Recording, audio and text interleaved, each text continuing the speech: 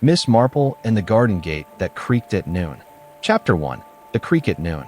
It was the kind of day the village of Heatherbrook remembered in postcards. The sky is soft, undecided blue, the sun playing gently upon manicured hedges, and the scent of lavender wafting through the crisp country air. On such a day, even the bees moved with leisure. Life, one might say, was behaving itself. The garden of Mrs. Rosalind Parnell's Tudor cottage was particularly radiant that noon. Poppies tilted in the breeze, hollyhocks stood like sentinels along the trellises, and the gravel path had been freshly raked in tidy fans. Tea had just been poured into bone china cups, and cucumber sandwiches sat between slices of crustless white bread, as if awaiting polite conversation to breathe them to life. For women were seated on the lawn under the large parasol. Miss Weatherby with her hat too large and opinions even larger. Mrs. Symes, who never missed a detail and rarely held her tongue. A young widow. Miss Claire Beckett, eyes haunted and far too quiet for her age. And finally, the most unassuming of the lot, Miss Jane Marple, gently swaying her teaspoon with that particular absent-mindedness which, in her case, always signaled attentive listening. At precisely 12 o'clock, as the church bell chimed in the distance, the iron gate at the back of Mrs. Parnell's garden gave a loud and unexpected creak. Everyone turned. "That blasted gate again," muttered Mrs. Parnell, emerging from the house with a plate of scones. "It only ever creaks at noon. Never at breakfast. Never at dusk. Always noon. Like an old ghost stretching its limbs," remarked Miss Weatherby dramatically, though she shivered all the same. "It's uncanny." Miss Marple didn't speak. Her eyes lingered on the gate a moment too long. She knew the sound well. It had happened during the last 3 Tuesdays she'd visited, always at noon, and always with no one in sight. "I'll have Arthur oil it," said Mrs. Parnell dismissively, placing the scones. "Though heaven knows, he's slower than molasses these days." The conversation shifted to Roses and who'd been caught nipping gin from the ladies' circle raffle table, but the creak lingered in the air like a question left unanswered. Miss Marple quietly took a scone and bit into it. That afternoon, the village of Heatherbrook was to host its annual summer exhibition, a modest affair involving lemon curd tastings, school children's paintings of horses, and an unfortunate tradition of overly ambitious jam competitions. Still, it gave the villagers something to wear their best hats to, and it brought out secrets in the form of gossip disguised as compliments. At 3:15 p.m., the exhibition grounds hummed with chatter and cordial rivalry. Miss Marple, having taken a mild second in her category for spiced fig preserve, wandered over to the embroidery display, where Mrs. Symes and Claire Beckett were engaged in a conversation about lace technique. Then came the scream. It was not the kind of scream that accompanies spilled preserves or a lost toddler.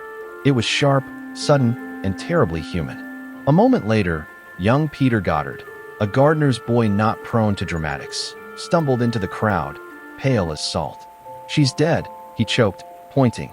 "By the greenhouses. Miss Templeton's dead." Silence fell like an axe. The villagers rushed toward the greenhouses, their shoes trampling carefully planted marigolds. Miss Marple followed behind, steady but swift, her hands calmly folded around her handbag. Lying face down on the gravel path just beside the second greenhouse was Miss Lydia Templeton, aged 54, the most formidable woman in Heatherbrook. She'd been the judge of the embroidery competition, a former schoolmistress, and the owner of a large and lonely house overlooking the fields. Her mouth was slightly open, one gloved hand still clutching a judging sheet. A constable arrived soon after, young Inspector Paul Reed trailing behind. He looked too fresh for murder and knew it. Still, he assumed authority with a deep breath. "No one is to leave the exhibition grounds," he ordered. "Miss Templeton appears to have suffered a violent blow to the back of the head. We'll treat this as suspicious until proven otherwise." Gasps fluttered like birds in a cage. "Couldn't be one of us," murmured Mrs. Symes. "We were all at the jam tent, weren't we?" "Indeed," Miss Weatherby chimed in. "Except for Claire. She went missing just after tea." Claire's voice was brittle. "I went to the lavatory. I wasn't gone long." Eyes shifted. The silence thickened. "Let us not jump to conclusions," Miss Marple said quietly, but firmly. "Grief has a curious way of making us seek a culprit before we even understand the cause."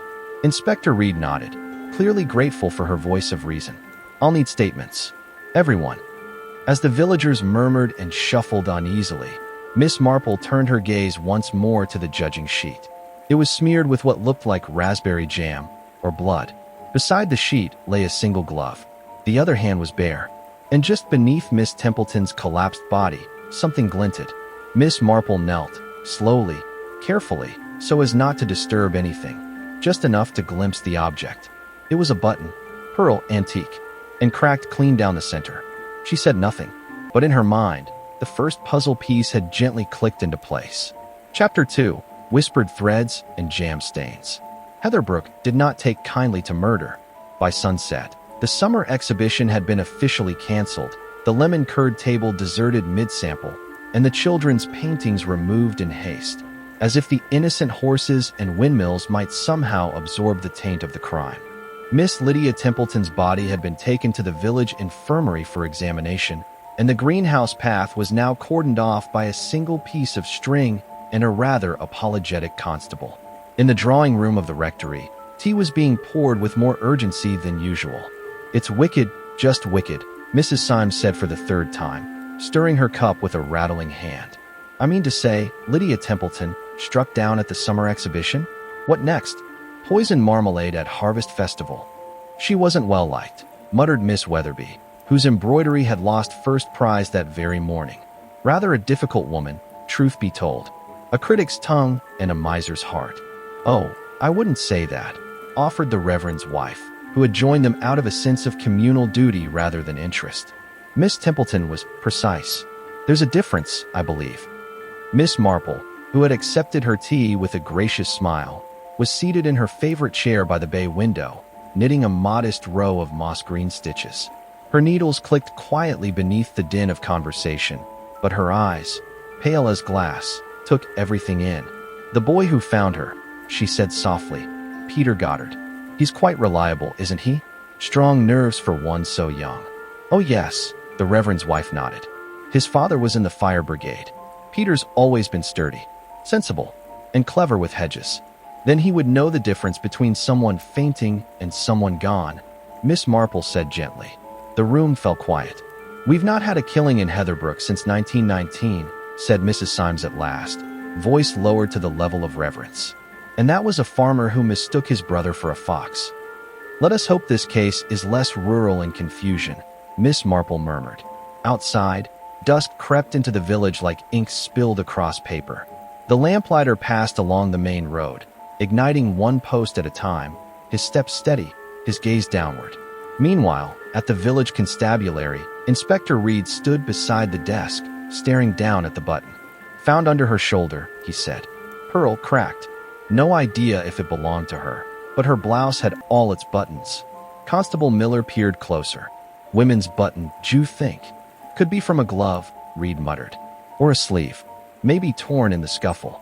He straightened, clearly uneasy. There was something about this case that didn't sit right with him. No footprints.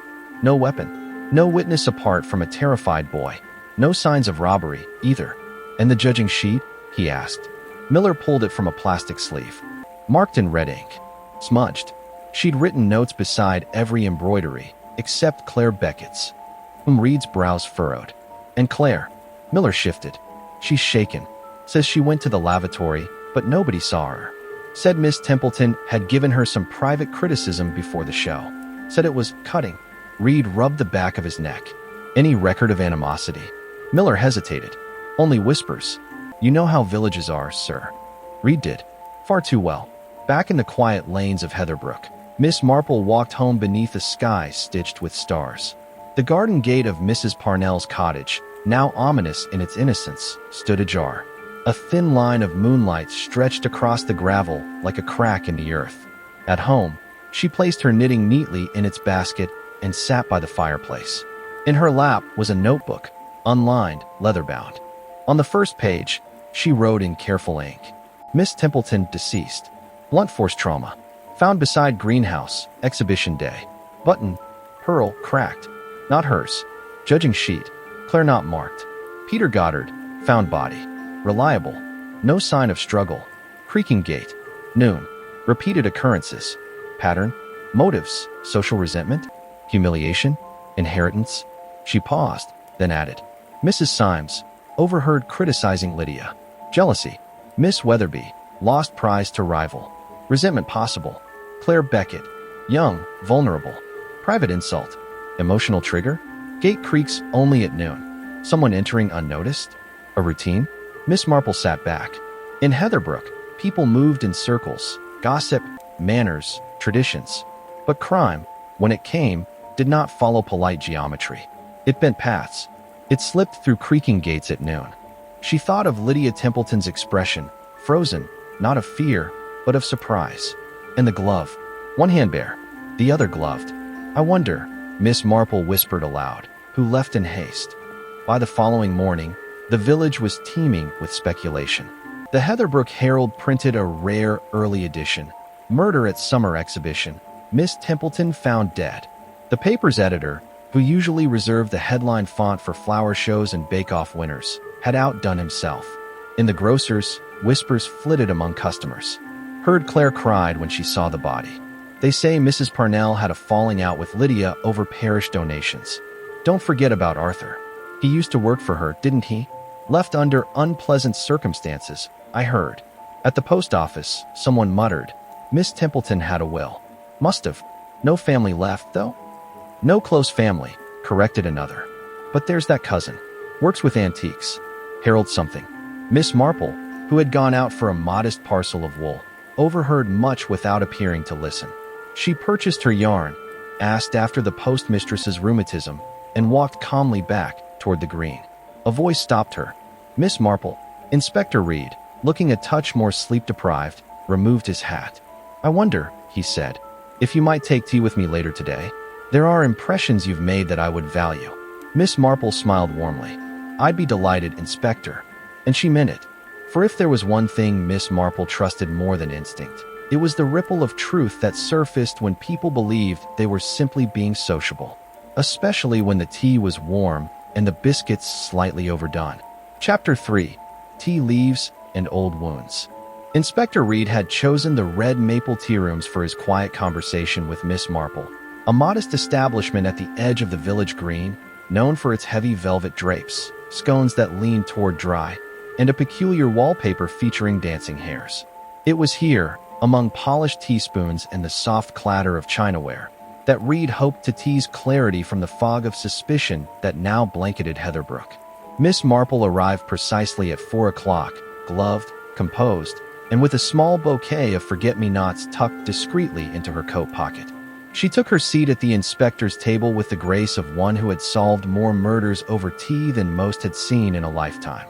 Thank you for coming, Miss Marple, Reed began, pouring her tea with a deference uncommon among young detectives. I trust the scone meets your standards.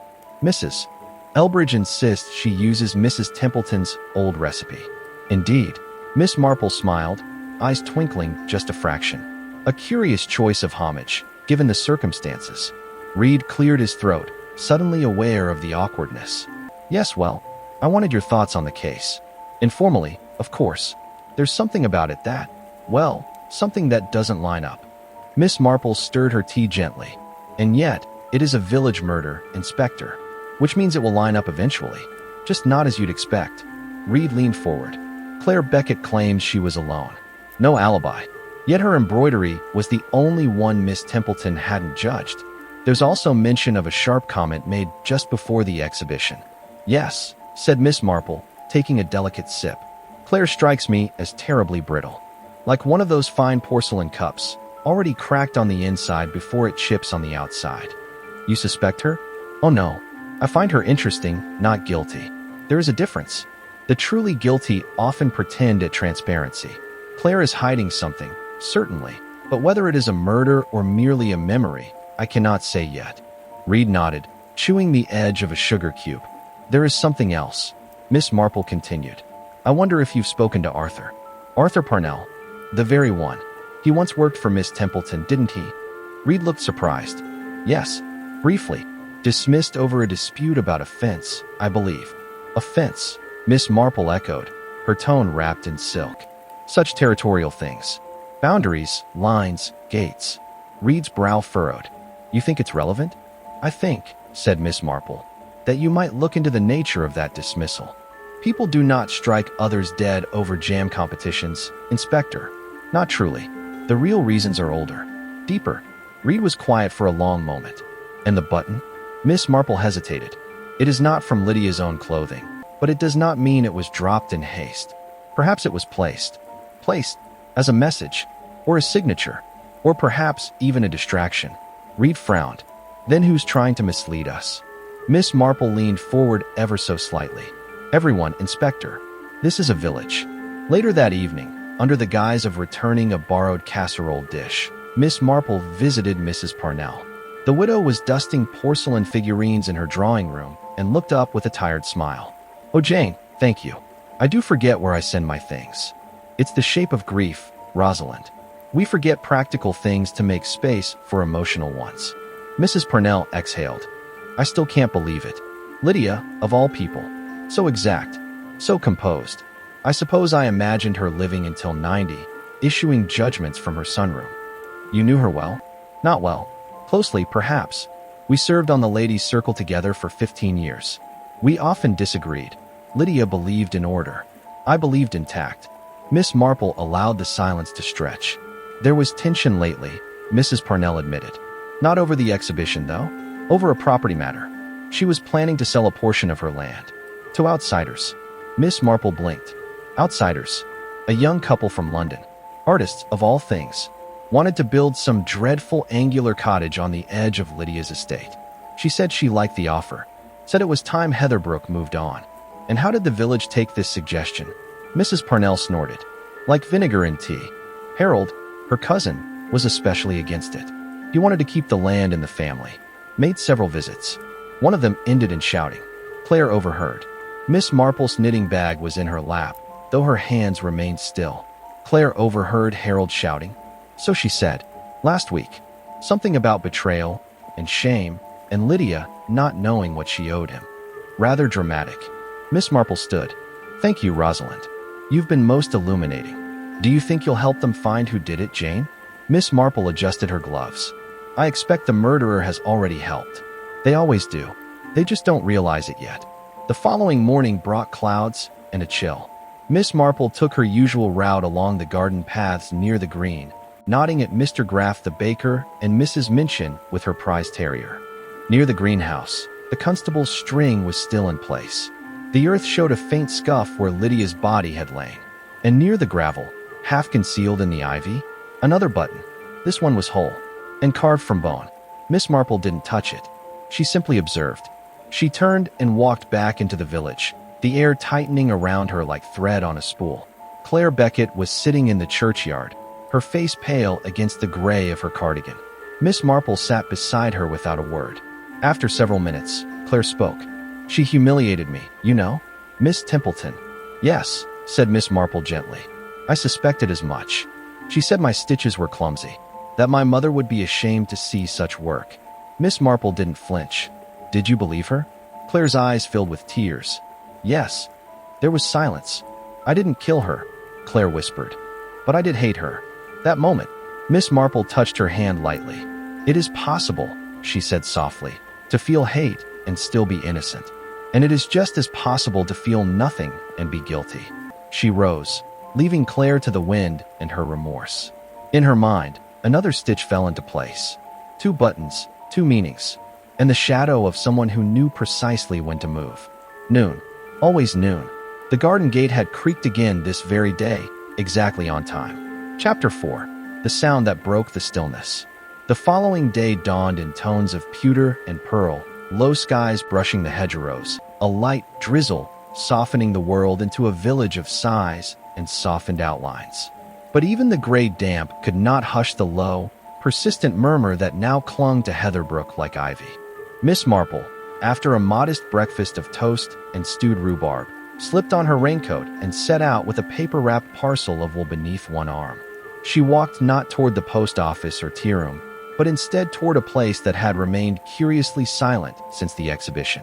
Lydia Templeton's house stood on the far end of Lavender Hill, just past the lane where the hedgerows grew thick with blackthorn and foxglove. A stern Georgian residence, it had the air of a woman who did not entertain easily. The curtains remained drawn, The windows watched, but did not invite. She had written no will. That much had now been confirmed. There had been talk of one, plenty of talk, in fact, but it was nowhere to be found. The solicitor, Mr. Elmond, had confirmed it with visible discomfort. She was always intending to update it, he'd muttered, eyes fixed on the dry biscuit he hadn't touched. But nothing has been lodged. No formal version, at any rate. And so, by default, everything passed to Harold Templeton, the cousin with the antique shop and the stern opinions about outsiders. Miss Marple arrived just as the front gate clicked open. Harold emerged wearing a dark wool coat and an expression of modest discomfort. He started slightly when he saw her. "Miss Marple, Mr. Templeton," she replied warmly, as if meeting him at a garden fete and not in the shadow of an unresolved murder. "I was passing by. I wondered whether someone might be tending to Lydia's roses." Harold glanced toward the tangled shrubbery. "I've arranged for the gardener. I'm just here to collect a few items." Miss Marple tilted her head. "Must be difficult, entering a house that once belonged to family." Harold nodded. "Lydia and I were close. Though, in recent years," he trailed off. "Yes," said Miss Marple gently. "It's often the later years that complicate our memory of people." There was a pause. "Have you found the will?" she asked, her voice innocent. "No," Harold said shortly. It was most unlike her. Lydia was precise about such things. "She told me as much not 3 months ago. You'll get the house when I'm through with it," she said. "But now nothing, which I suppose makes it all rather simple." "Yes," Miss Marple murmured, "though I find that simple things often require the most careful examination." With a polite nod, she turned and walked away, boots crunching softly against wet gravel. At the edge of town, inside the faded awning of Templeton and Finch, Rare Curiosities, Inspector Reed stood over a mahogany cabinet, peering at an arrangement of brass compasses and ivory figurines. "You knew Miss Templeton well?" he asked, not for the first time. "I'm her cousin," Harold replied from behind the counter. "That hardly needs repeating. Family, yes, but close." Harold wiped a non-existent smudge from a glass dome. "We spoke, when needed." Lydia was not fond of wasting breath. Reed paced slowly, tapping the edge of a glass shelf with his knuckles. "You visited her last week," he said. "The day before the exhibition." Neighbors heard raised voices. Harold's expression hardened. "We disagreed. It happens." "Disagreed about what?" "The sale of land." Reed raised an eyebrow. "She was planning to sell part of her back field to a young couple from London. She claimed it would bring freshness to Heatherbrook. I said it would bring concrete and cheap windows. And she didn't take kindly to that?" "No," Harold said flatly. "She said it wasn't mine to object to." Reed leaned closer. "Was it yours to inherit?" Harold didn't flinch. "And now it is. I had no hand in that, Inspector. The law does what it will." Miss Marple returned home just before noon. She barely had time to remove her coat when the familiar groan reached her ears, the creak of Mrs. Parnell's garden gate. Always at noon. Always alone. She stepped out onto her back path and peered across the rows of foxglove and ferns. The gate, swaying ever so slightly in the damp wind, was empty. But at its base, half buried in moss, was something new. A heel mark. Fresh, distinct, and facing outward, as if someone had exited rather than entered. Miss Marple fetched a handkerchief and gently pressed it to the print, absorbing the shape. A woman's heel. Narrow, not recent in design. She stood in silence for a long moment, then turned inside to her writing desk and opened her notebook. Creaking gate, same hour. Heel mark facing out. Not in. Departure, not entry. Routine or signal. Button found near greenhouse, bone. Prior one, pearl. Deliberate contrast?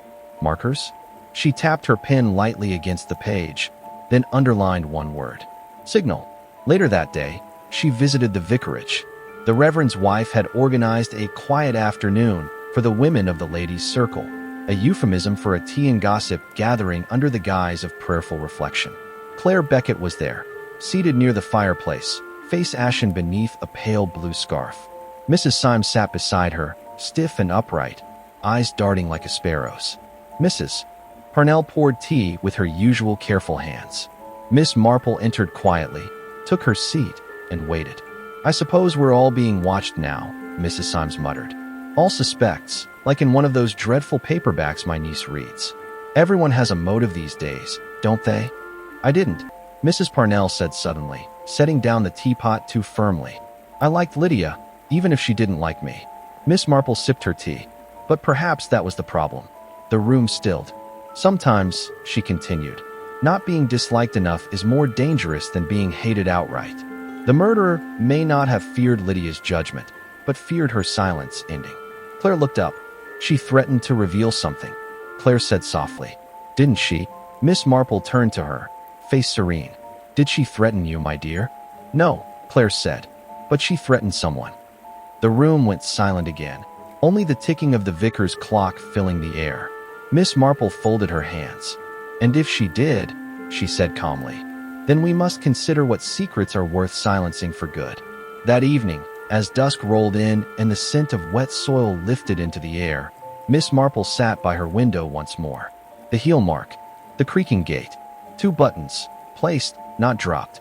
And now, a new detail. Someone had been exiting, not entering. Why? Because they had just committed a crime? Or because they had gone to deliver a message? Either way, the garden gate creaked for a reason. And someone, somewhere, had timed it to perfection. Chapter 5. A glove, a ledger, and a half-forgotten name.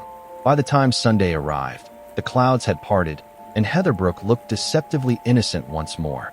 The church bells rang out in full-throated harmony, echoing over rooftops and rose bushes, while villagers, dressed in their modest best, made their way along cobbled paths with Bibles tucked under their arms and restrained anticipation on their faces. But not everyone was drawn to pews and parables that morning. Miss Marple stood in the rear aisle of St. Winifred's with gloved hands folded neatly around her handbag. She wasn't watching the vicar or his sermon, though she nodded politely as he spoke, but instead observed the congregation in miniature. How Mrs. Symes clenched her handkerchief as if to stifle something. How Claire Beckett sat rigid beside a space where her mother once sat. How Harold Templeton arrived 5 minutes late, took a seat at the very back, and failed to open his hymn book.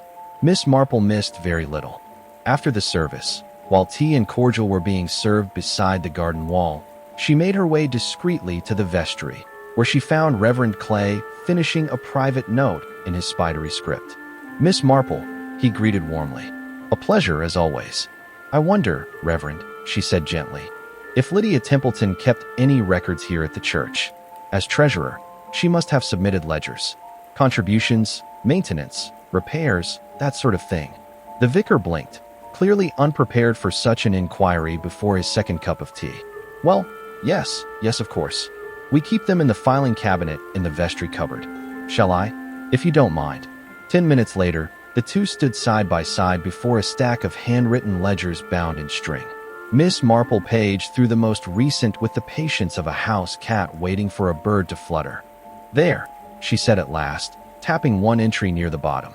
Last month's donation from the ladies' circle raffle. Yes, quite standard, the vicar nodded. Lydia was always punctual. Except this is the same donation amount as the month before. Yet the event raised twice as much. And look here, there's no annotation for the silent auction proceeds. No mention of the needlepoint raffle. Just a flat donation. The Reverend frowned. You don't suppose? I suppose, Miss Marple said softly, that Lydia Templeton had noticed something, and she had begun making notes elsewhere. Private ones. Meanwhile, Inspector Reed found himself at Templeton and Finch again. The shop smelled of varnish and old books, and a dusty chandelier dangled precariously over the counter. May I speak with you again, Mr. Templeton? He asked. Harold looked up from a glass cabinet, mildly annoyed. Still no suspects. We're still gathering facts. Reed set a small paper envelope on the counter. Inside, the second button. The bone one. Do you recognize this? Harold studied it. Old-fashioned. Possibly from a morning coat. Your cousin owned such a coat? She owned many things, Harold replied curtly. Though I don't recall her wearing one lately. Is that the only evidence you've got? There's more, Reed said. But it isn't just the evidence, it's the pattern. Miss Templeton was struck behind the greenhouses. No sign of a struggle. No robbery. Yet 2 buttons were found on separate days, close together but not identical. And just before her death, she argued with you. Loudly, Harold bristled. You're digging, Inspector. But dirt doesn't mean guilt. Reed's gaze didn't waver. Then tell me, where were you at noon the day before the murder? I was here, Harold snapped. With a delivery. Ask Mr. Finch. I intend to.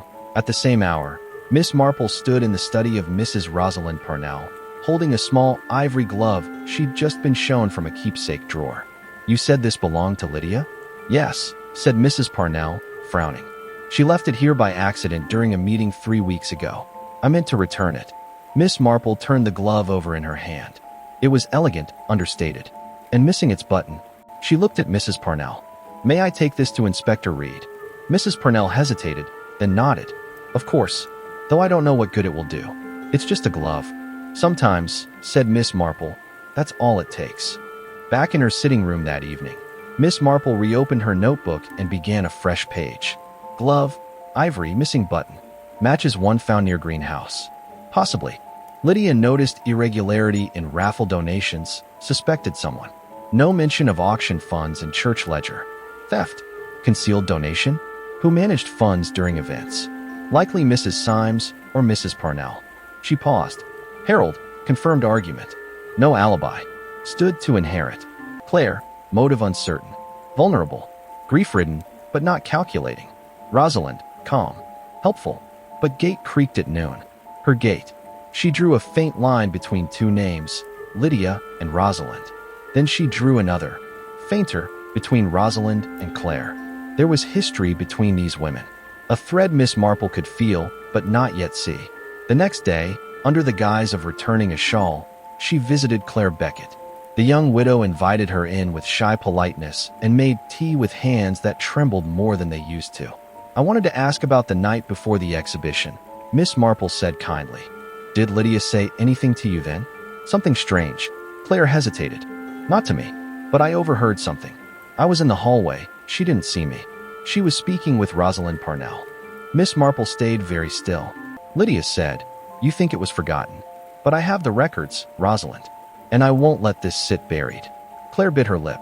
Then Rosalind said something like, If you bring that up again, you'll tear the whole village apart. Miss Marple nodded slowly. And did Lydia mention what it was about? Claire shook her head. No, but it sounded old, like it had happened long ago. Miss Marple stood to leave, her hand resting lightly on Claire's shoulder. You've been very brave, my dear. And as she walked down the garden path, past the wilting nasturtiums and empty bird bath, the first true edge of the mystery began to surface. It wasn't about embroidery.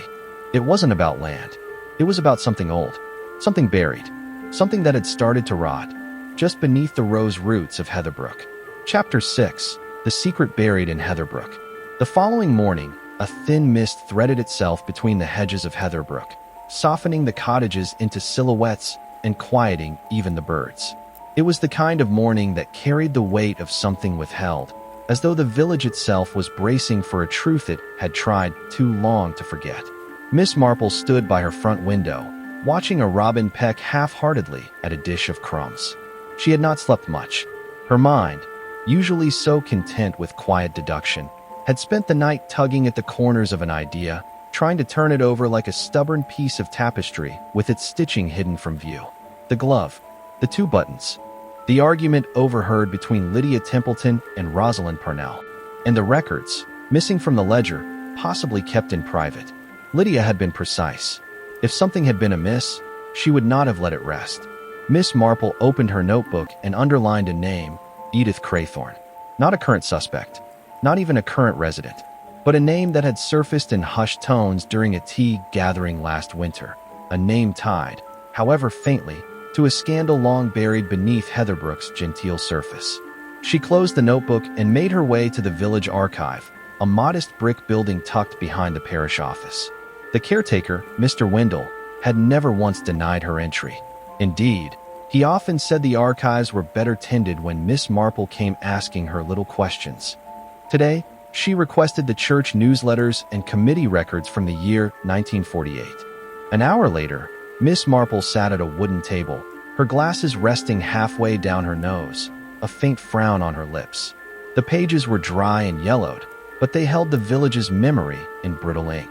There it was, the mention of a Miss Edith Craythorne, removed from the Ladies' Circle Committee in November 1948 following an unfortunate matter concerning misappropriated funds. Miss Marple turned the page. No further explanation, just a note in the margin, resolved privately, and signed, L.T. Lydia Templeton. She tapped her fingers on the page. Edith had vanished from Heatherbrook shortly after that. No announcement, no farewell. Just one day present, the next forgotten.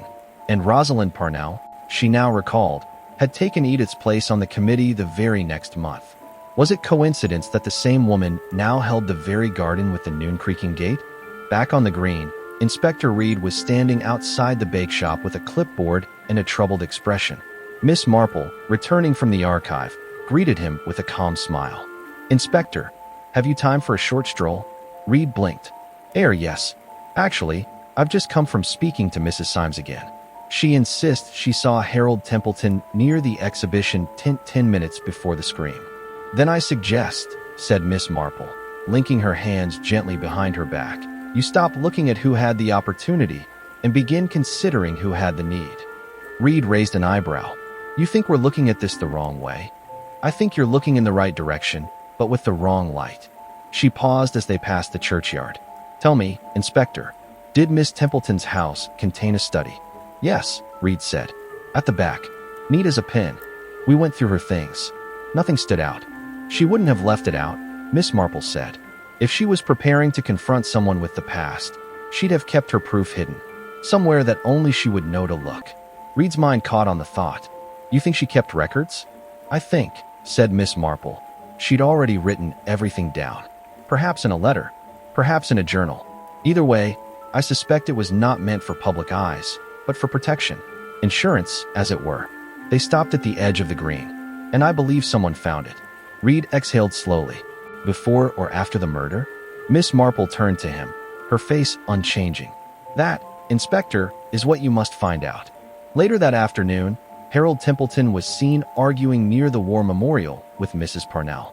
No one overheard the full exchange, but 2 passing schoolchildren reported the words, "She had no right," and "You promised me," being spoken in low but furious tones. By sundown, the village had begun to stir again with rumors. Miss Marple, meanwhile, sat at her garden table, a shawl around her shoulders and a pot of tea cooling beside her. She was not writing this time. She was waiting. At precisely 12 o'clock, the garden gate creaked. Not loudly, not urgently, just a soft sighing sound as the hinge gave way. This time, Miss Marple rose from her seat and stepped forward, through the hedge and into the narrow lane beyond. And there she found her, Mrs. Parnell, standing near the gate in her Sunday coat, holding a faded envelope. She froze at the sight of Miss Marple. I was just..." Miss Marple spoke gently. "Rosalind, it's no longer a matter of secrets. Lydia knew something, and I think you know what it was." Mrs. Parnell's face crumpled. "I didn't want her hurt. She said she would tell everyone. About Edith, about the missing funds, about me. You replaced her on the committee," Miss Marple said softly, "and no one ever asked why. I didn't steal anything." Mrs. Parnell's voice cracked. "But I knew. I knew Lydia had helped cover it up. And now, with these accusations about the raffle, she thought it had started again. She thought I was stealing from the church. But I wasn't. I wasn't." Miss Marple's gaze remained steady. "Did you confront her about it?" "Yes," she whispered. "The night before the exhibition. She wouldn't listen. She said she'd speak to the vicar, that everyone would know. And the next day?" Mrs. Parnell closed her eyes. "I followed her. After the judging. I wanted to beg her not to say anything. Not again. Not like with Edith." Miss Marple's voice was almost a breath. "And then, she was already on the ground," Mrs. Parnell said. I didn't kill her. I found her, but I saw the glove, and I saw the letter in her bag. I took it. I thought if I burned it, no one would know." She handed the envelope forward. Miss Marple took it delicately. "I believe," she said, "you must give this to Inspector Reed. He will understand. But know this, Rosalind, what you did was foolish, not cruel. Hiding the truth won't protect it. It only invites it to return when it's least wanted." By nightfall, the letter was in the inspector's hands. Written in Lydia Templeton's own careful script, it detailed the incident with Edith Craythorne, the hidden misuse of funds, and her suspicion that it had begun again, this time under the guise of charity raffles and private auctions. It named no murderer, but it named the pattern. Miss Marple sat by her window again, the creak of the gate long behind her, and whispered aloud what no one else yet dared to say. The murder was meant to stop a scandal.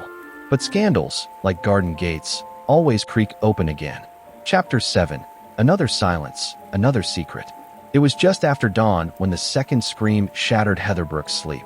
This one came not from a boy at the greenhouse, but from Mrs. Symes's maid, a usually stoic young woman named Mabel, who'd been instructed to air out the upstairs rooms. Instead, she had opened the door to her mistress's study and found the woman collapsed on the carpet beside the bureau, one hand outstretched as if trying to grasp something long vanished. Mrs. Symes was alive, barely, but a physician was called at once, and the word poison traveled through the village faster than any cart could roll. By the time Inspector Reed arrived, the maid had been sedated and Mrs. Symes carried to the hospital. The study had been hastily cordoned off with string and an overturned dining chair, but it was clear something had been taken. A drawer had been wrenched open. The lock was broken. The contents, a scattered mess of paper, receipts, and an upturned inkwell.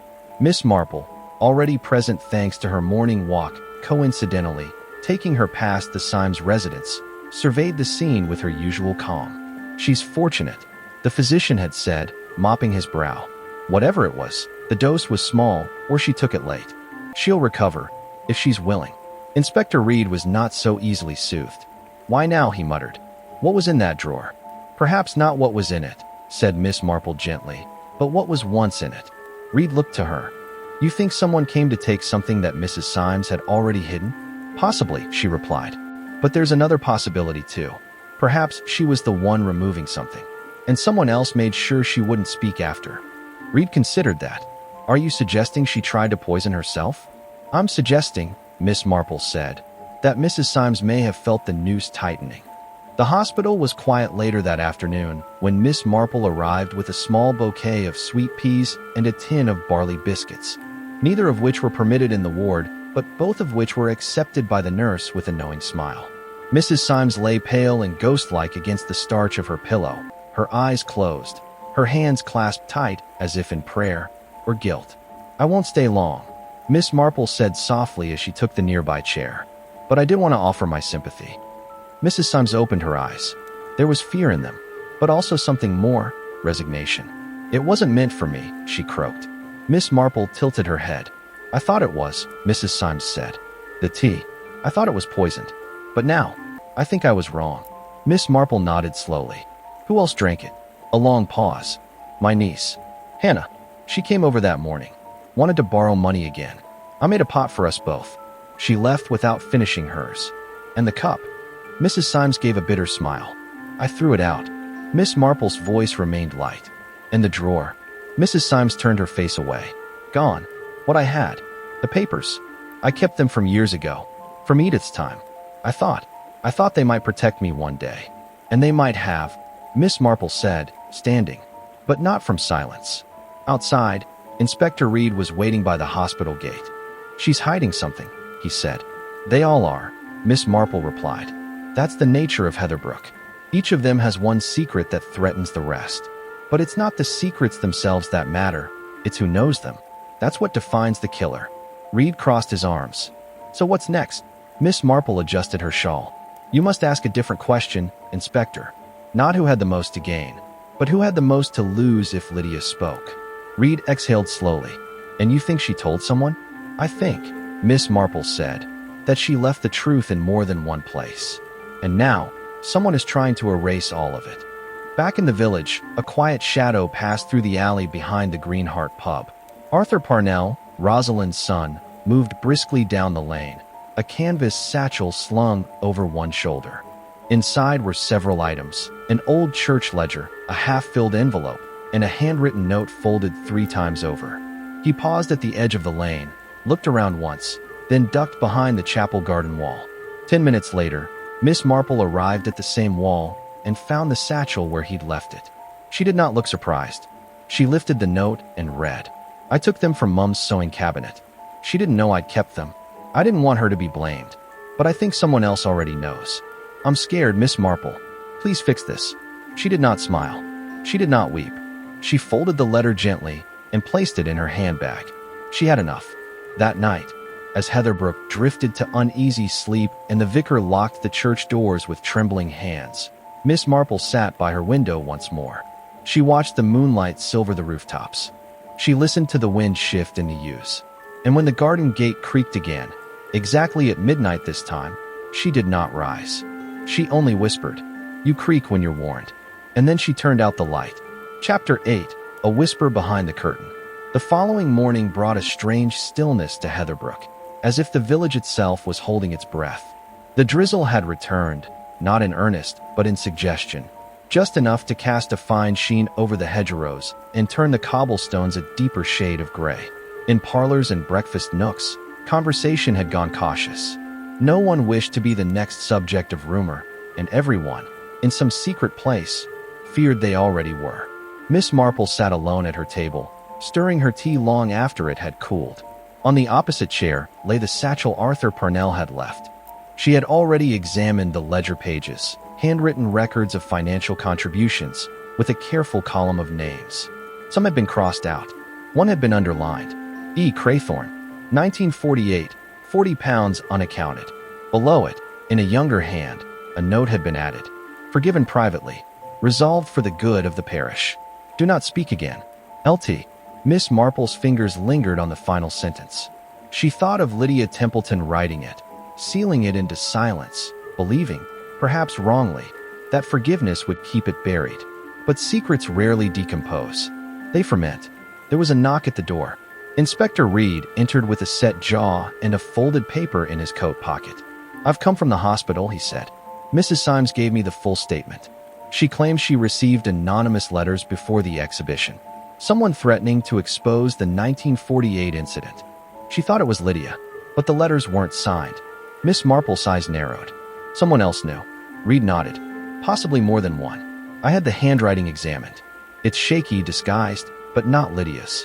Miss Marple poured him a cup of lukewarm tea without asking.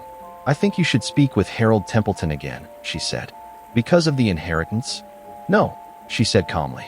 "Because he may have known about Edith. And because he had access to the past. He keeps records, too. Not in church ledgers, but in estate documents. And he doesn't forgive as quietly as Lydia did." Reed sighed. "You think he's the one who sent the letters?" "I think," said Miss Marple, "that the killer wanted pressure applied. And when Lydia didn't crack, they ensured she couldn't speak again." Reed was silent for a long moment. Then he stood. "All right, I'll question him again." "And I," said Miss Marple, rising with far less noise but far more purpose, "will speak to someone who's been silent for far too long." Edith Craythorne lived 2 villages away now, in a modest cottage with ivy curling over its gables and a large marmalade cat sprawled across the front path. She answered the door with surprise, but not confusion. Her eyes, pale and watery, still held the sharpness of someone who remembered everything in color. "Miss Marple," she said, stepping aside. "I wondered if I'd see you one day." "I wondered," said Miss Marple, removing her gloves, "why you left without a word." Edith's lips thinned. "Because Lydia asked me to. Because it was the only way to keep the committee from collapsing. Because Rosalind couldn't bear the shame." Miss Marple blinked. "Rosalind?" Edith hesitated. "I didn't take the money. Rosalind did. I just covered for her. I was foolish. I thought we were friends. Lydia found out the truth later, but by then, it was too late. I'd already resigned. She told me never to speak of it again. And yet someone is speaking of it now." Edith sat slowly in a chintz armchair. The marmalade cat leapt to the windowsill and watched them with bored disdain. Someone must have gone through Lydia's records. Maybe that awful cousin of hers, always hovering. Or Rosalind. She always feared Lydia would change her mind, tell the truth. Miss Marple's voice softened. She nearly did. Edith looked up sharply. She kept notes, prepared to speak. She was going to reveal the truth the week after the exhibition. A long silence passed between them. "She never did forgive easily," Edith whispered. "No," Miss Marple agreed. "But she believed in giving people the chance to repair what they'd broken. She gave that chance to Rosalind. I fear someone didn't want her to give it again." That evening, just as the lamplighter passed beneath her window, Miss Marple prepared a quiet dinner of poached eggs and toast. She ate slowly, thoughtfully, the clock ticking behind her like a heartbeat. The mystery, she felt, was nearly whole. Not complete, but shaped. The pieces were heavy now, leaning inward. And soon, They would fall into place with the quiet certainty of a lid closing. She lit a lamp beside her and opened Arthur's note again. I didn't want her to be blamed, but I think someone else already knows. Someone did know. Someone had known all along. But not Harold, not really. Not Claire, whose grief was tangled and real. Not Mrs. Symes, though her guilt had nearly killed her. Miss Marple stood and crossed to the window. Outside, the hedges stirred in the wind. The garden gate remained still, but in her mind, it creaked, softly, precisely, at noon. The timing wasn't just routine. It was ritual, a warning, a mark, a rehearsal. Someone had used the gate not to enter, but to announce, to signal the timing, the location, and someone else had been watching. Miss Marple reached for her coat. There was one more house she needed to visit before this mystery bloomed fully open. One more shadow to touch. One more thread to pull. Chapter 9. The Noon That Never Lied. The wind had shifted by the time Miss Marple reached the Parnell house. It came now from the east, curling around the eaves and whistling through the hedgerows like a voice too long silenced. Evening light was gathering like bruised silk over Heatherbrook, and in the descending hush, Miss Marple felt something tighten, like the last stitch in a row, the moment before the pattern reveals itself. She knocked softly on the door. It was Arthur who answered, his collar slightly skewed and his eyes rimmed red from lack of sleep. His composure had thinned in recent days. Miss Marple had watched it peel away like paint on damp wood. "Miss Marple," he said, blinking. "Is something wrong?" "I wonder," she said gently, "if I might come in for just a few minutes. There's something I need to ask, and something I believe you need to tell." He hesitated only a moment before opening the door wide. They sat in the front parlor. The curtains were drawn, though it was not yet dark. A coal fire flickered politely in the hearth, and a tray of untouched tea sat cooling on the sideboard. Rosalind was not home. Off at the church, Arthur explained, for the final preparations for the harvest auction. Miss Marple didn't comment. She folded her hands neatly in her lap and studied Arthur in the quiet. "You left something for me by the chapel wall," she said at last. Arthur looked down at his hands. "Yes. You took it from your mother?" He nodded slowly. "I didn't mean to steal it, but I saw the way she was behaving, hiding things, going into the shed late at night. I knew she had something from Lydia. Papers. I didn't know what they meant, not exactly, but I knew she wasn't being honest." Miss Marple's voice remained gentle. "Did you read the letter?" "I did." His voice was low. "I didn't understand all of it, but I knew enough. About the money, the cover-up, about how Lydia was going to expose it. And you were afraid your mother would be blamed?" Arthur's mouth trembled slightly. "She's not a bad person. She's just scared, always has been, of being seen for what she isn't. She's built her life around being good, proper, upright. I don't think she even knows what's real anymore. When Lydia threatened to tell everyone about what happened in 48, about Edith, my mother panicked." "Did she kill Lydia?" Arthur looked up, startled. No, I swear it. She didn't. She argued with her. I know that much. But when she came home that evening, she was white as a sheet. She said nothing, just sat by the window with the curtains drawn. And later I heard her go into the garden at midnight and oil the gate." Miss Marple's eyes narrowed. "She oiled it?" "Yes." Said the creaking was drawing attention, but it wasn't the sound she feared. It was the timing. That's what gave her away. Miss Marple stood slowly and moved to the window. The garden lay quiet beyond the glass, a gentle scatter of leaves drifting down like a hush over secrets.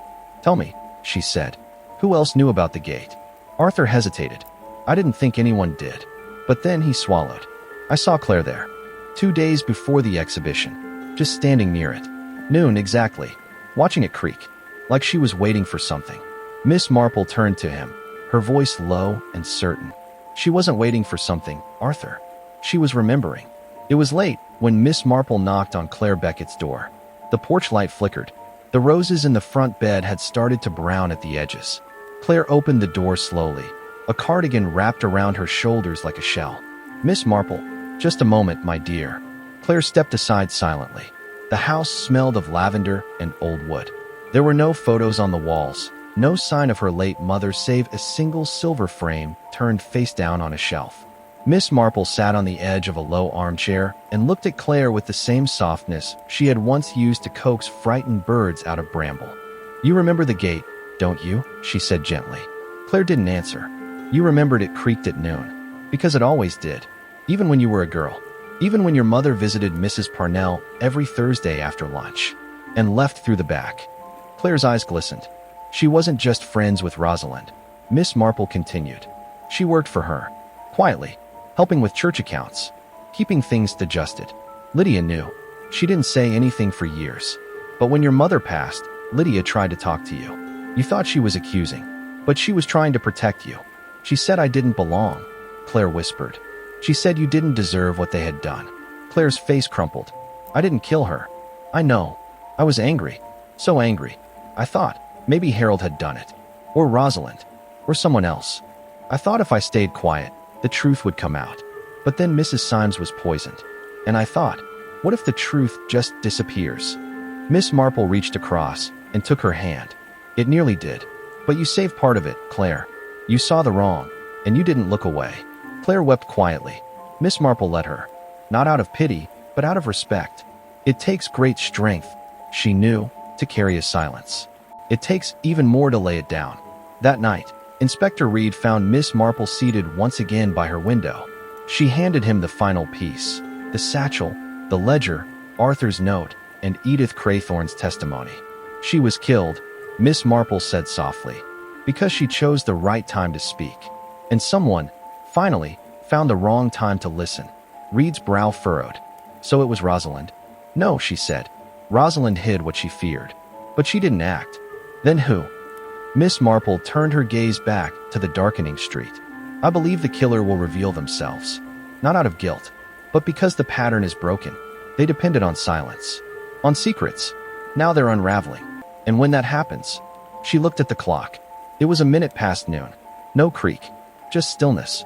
A life built on ritual always falters when the ritual ends, she finished. And someone, Inspector, is about to falter. Chapter 10. The pattern comes undone. By the time the church bells chimed noon the following day, the gate behind Mrs. Parnell's house had remained closed for nearly 24 hours. No creak, no signal, no ritual. Heatherbrook held its breath, the village green lying in a hush so complete that even the sparrows at the bakery's eaves chirped more softly. But inside the red maple tea room, the hush gave way to quiet tension as a familiar group of faces gathered once again. Not around lace or lemon curd, but around the presence of a woman whose intuition had rarely failed them. Miss Marple sipped her tea. She did not command the room. She didn't need to. Inspector Reed stood beside her, paper in hand, his voice low but clear. This is not an arrest, he said carefully. But this is a conversation that must be had in the presence of those who were part of it all. Across the table sat Harold Templeton, jaw tight.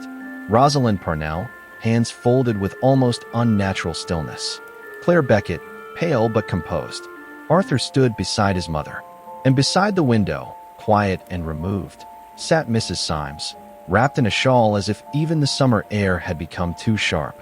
Miss Marple looked at each of them in turn. Then she began, softly. When Lydia Templeton was murdered, we all thought the motive lay in her judging. Her pride. Her unpleasantness. But Lydia was not killed because of embroidery. No one moved. She was killed because she had begun to speak again. About the past. About a misdeed that had been buried for years, and that she no longer wished to keep silent. Harold scoffed. She made enemies every week. You think that makes everyone in Heatherbrook capable of murder? No, Miss Marple said gently. Only someone who feared what she knew, and feared it enough to silence her permanently. She turned toward Rosalind. You thought, at first, that she would expose you. That's why you followed her. That's why you took the glove back when you saw her body, and why you burned the note she carried. But you didn't kill her. Rosalind's lips parted, just barely. You've lived for years trying to maintain the image of respectability, Miss Marple continued. You let Edith take the fall, then shaped your life around the lie. But you couldn't strike Lydia down. It's not in your nature. Deceit, perhaps, but not violence. Rosalind bowed her head. Miss Marple turned toward Harold. You had the most to gain, of course. Inheritance. Reputation. Lydia had refused to give you more control over her land. But your argument with her was just that, an argument. You didn't kill her, either. Harold's jaw clenched. And Claire, Miss Marple said, her voice softening. You lived under Lydia's scrutiny, but you didn't act out of hate. You mourned your mother in silence, and you watched the village protect its shame while you carried your own. Claire's eyes shimmered. No, Miss Marple said finally. The person who killed Lydia Templeton didn't do it out of hate or gain or fear of scandal. They did it to protect someone else. She turned slowly to the corner. Arthur. A ripple passed through the room. Arthur stood frozen, as if her voice had turned him to stone. You loved your mother, Miss Marple said, not unkindly. You saw what the return of Edith's secret was doing to her. You knew she had been lying. You saw her come apart the closer Lydia came to the truth. Arthur's hands opened, then closed. You tried to stop it. You followed Lydia after the exhibition. You didn't plan to kill her, but you confronted her. Maybe she threatened to go public. Maybe she called your mother a thief. But in that moment, you believed the only way to protect Rosalind was to silence Lydia for good. Arthur swallowed, his voice barely above a whisper. She would have destroyed everything, he said. My mother, she wouldn't have survived it. And so you struck her, Miss Marple said gently, with a stone from the greenhouse wall. It was sudden, clumsy. You didn't mean for it to kill her, but it did. Arthur's shoulders sagged. You tried to make it look like someone else, Miss Marple continued. You planted the button. You left the glove. But the gate had already creaked at noon, just as it had every Tuesday Lydia visited Mrs. Parnell. That timing gave you away. Arthur looked down. I thought, if it looked confusing enough. Miss Marple nodded. It nearly did. Inspector Reed stepped forward, placing a gentle hand on Arthur's shoulder.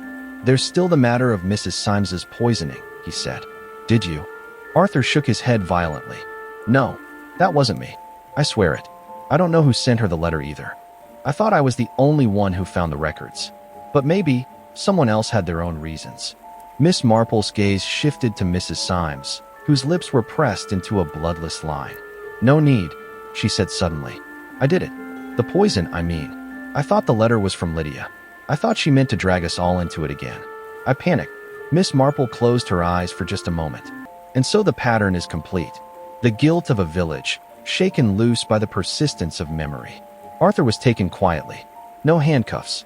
No spectacle. Only a long silence broken by the sound of the door closing behind him. The next morning, the garden gate creaked again. But this time, it did not feel ominous. It felt final.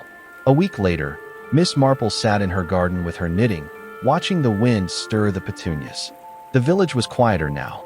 Not healed, but no longer pretending. Claire Beckett stopped by with a jar of plum jam. Rosalind Parnell sent a note to Edith Craythorne, inviting her to return for the harvest auction. Mrs. Symes left her house again, and Miss Marple, ever gentle, ever unassuming, set down her needles just long enough to write one final note in her small leather book. Murder seldom comes from monsters.